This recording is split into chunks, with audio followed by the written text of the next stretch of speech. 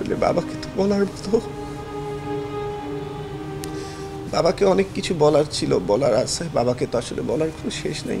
আমি আমার বাবা মা আমার পরিবার যেভাবে আছে সেভাবে থাকার আগে যেন আমি চলে যাই, যাতে আমাকে ওই দৃশ্যগুলো দেখতে না হয় আর কি। বেসিক্যালি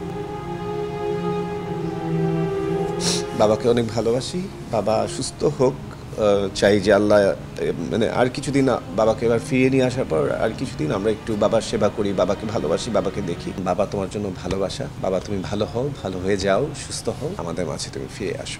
আমরা যখন ছোট থাকি বাবা মারা আমাদের লালন পালন করে, কিন্তু তারা যখন বড় হয়ে যায়, তারা শিশু হয়ে যায়, তারা ছোট হয়ে যায়, আমরা তখন বড় হয়ে যাই, তখন আমরা বাবা মার ভূমিকা পালন করি, তারা আমাদের কাছে শিশু হয়ে যায়। আমাকে পছন্দ করেন, কেউ পছন্দ করেন না, আমাকে নিয়ে আপনাদের তর্ক বিতর্ক বা মতের বিভেদ থাকতেই পারে। একটা মানুষকে সারা পৃথিবীর মানুষ ভালোবাসে না বা পছন্দ করে না। আমার কাজকে কেউ পছন্দ করেন না, বা আমাকে করেন না, হোয়াট এভার।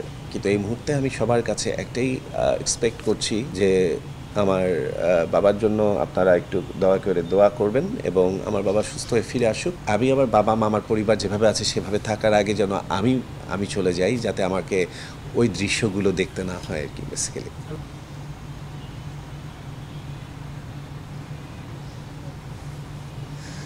আসলে বাবাকে তো বলার মতো, বাবাকে অনেক কিছু বলার ছিল, বলার আছে, বাবাকে তো আসলে বলার কোনো শেষ নেই। তো বাবা আসলে বাবাই।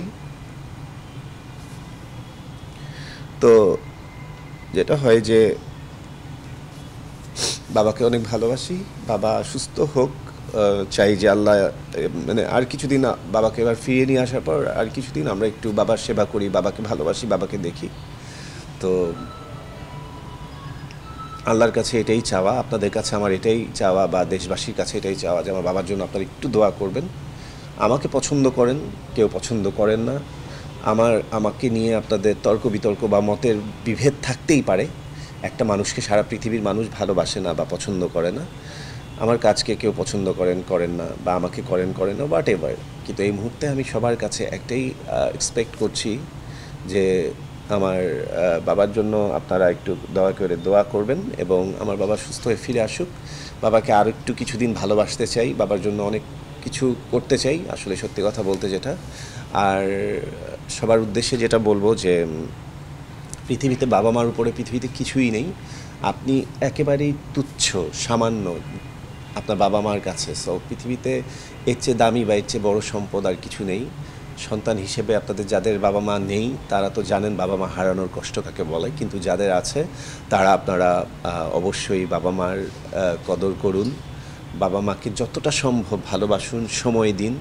বাবা মারা যখন বয়স হয়ে যায় তখন কিন্তু আমরা যখন ছোট থাকি বাবা মারা আমাদের লালন পালন করে, কিন্তু তারা যখন বড় হয়ে যায়, তারা শিশু হয়ে যায়, তারা ছোট হয়ে যায়, আমরা তখন বড় হয়ে যাই, তখন আমরা বাবা মার ভূমিকা পালন করি, তারা আমাদের কাছে শিশু হয়ে যায়।